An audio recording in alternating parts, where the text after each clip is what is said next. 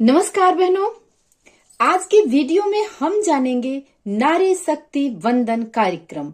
अब तक आप लोग तो नारी शक्ति वंदन कार्यक्रम के नाम से परिचित भी हो चुके होंगे भाई और बहनों, जिसके विषय में मैं आप लोगों को विस्तार से बताती हूँ कि क्या है यह कार्यक्रम और क्यों मनाया जा रहा है। तो वीडियो में पूरा लास्ट तक जरूर बने रहिएगा, जिससे कि इसकी पूरी जानकारी आप लोगों को मिल सके भाई और बहनों। नारी शक्ति वंदन कार्यक्रम मुख्य रूप से नारी शक्ति वंदन अधिनियम, जिसे हम महिला आरक्षण भी कह सकते हैं, की सफलता का जश्न मनाने और महिला सशक्तिकरण को बढ़ावा देने के लिए एक देशव्यापी कार्यक्रम है। देशव्यापी मतलब पूरे देश में बहनों। इस कार्यक्रम का उद्देश्य संसद में महिला आरक्षण बिल, जिसका दूसरा नाम नारी शक्ति वंदन अधिनियम भी हम कह सकते हैं, के पारित होने पर प्रधानमंत्री नरेंद्र मोदी जी का आभार व्यक्त करना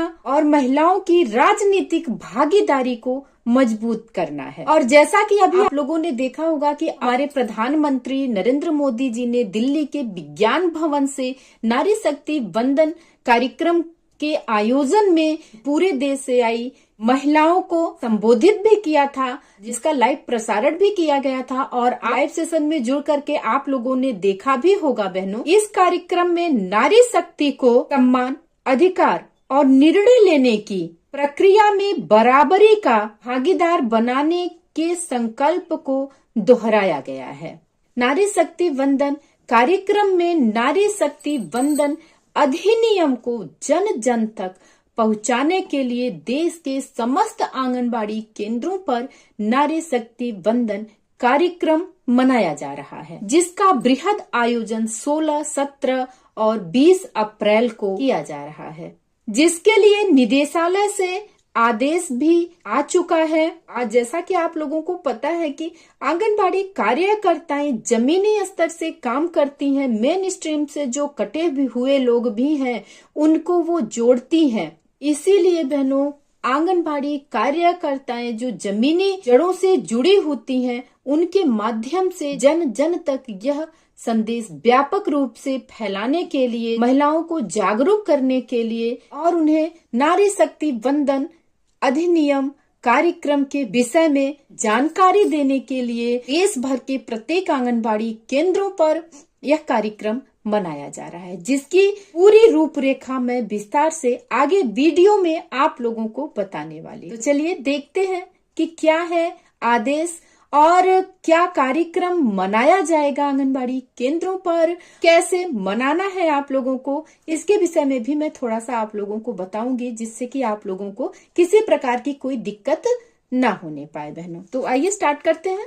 यह लेटर 16 अप्रैल को जारी किया गया है और जिसकी प्रेषक है लीना जौहरी, अपर मुख्य सचिव उत्तर प्रदेश शासन से सेवा में निदेशक बाल विकास सेवा पुष्टाहार उत्तर प्रदेश लखनऊ के लिए जारी किया गया है भाई और बहनों, और जिसका विषय है नारी शक्ति वंदन के संबंध में बाल विकास एवं पुष्टाहार में विभिन्न कार्यक्रमों के आयोजन के महोदय अवगत कराना है कि नारी शक्ति वंदन अधिनियम का उद्देश्य राजनीति में महिलाओं की भागीदारी बढ़ाना, निर्णय लेने की प्रक्रिया में महिलाओं की भूमिका को सुदृढ़ करना और लैंगिक समानता को बढ़ावा देना है।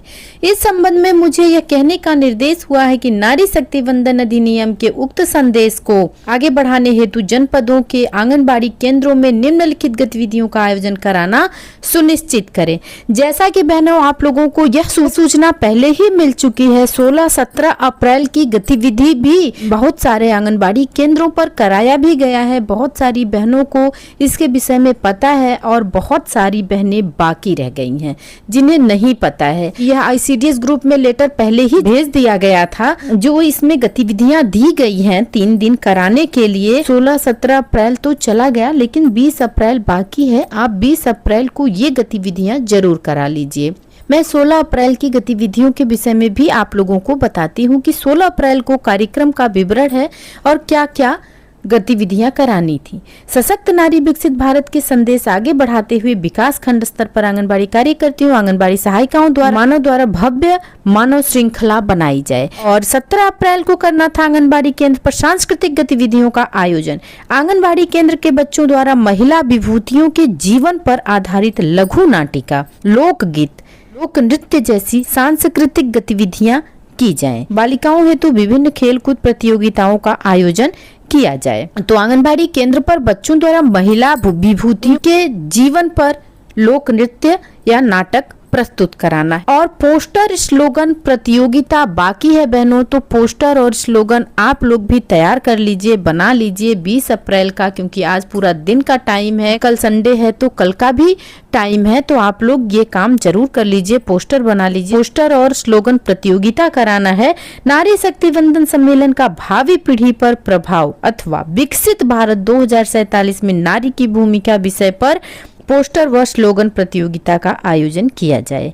आंगनबाड़ी केंद्रों पर आंगनबाड़ी कार्यकर्ती द्वारा नारी शक्ति वंदन सम्मेलन पर रंगोली का भी आयोजन किया जाए। तो बहनों, ये गतिविधियों को आप लोगों को कल करना भी है और पोषण पखवाड़ा डैशबोर्ड पर इसकी एंट्री भी करनी है। तो 20 अप्रैल को मैं आप लोगों को बताऊंगी कि पोषण पखवाड़ा डैशबोर्ड पर इसकी 5 गतिविधियों को कैसे एंट्री करनी है।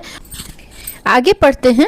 उक्त आयोजित कार्यक्रमों में नारी शक्ति वंदन अधिनियम से संबंधित पोस्टर, बैनर, प्ले कार्ड प्रदर्शित करते हुए महिलाओं की किशोरी बालिकाओं को जागरूक करते हुए प्रत्येक कार्यक्रम का अभिलेखीकरण कराते हुए गतिविधियों के आयोजन की सूचना फोटोग्राफ ICDS पोस्टर ग्रुप्स में भेजना सुनिश्चित करें। तो उम्मीद करती हूँ भाई और बहनों की वीडियो की जानकारी आप लोगों को अच्छी लगी होगी। फिर मिलते हैं अगले वीडियो में। नमस्कार भाई और बहनों।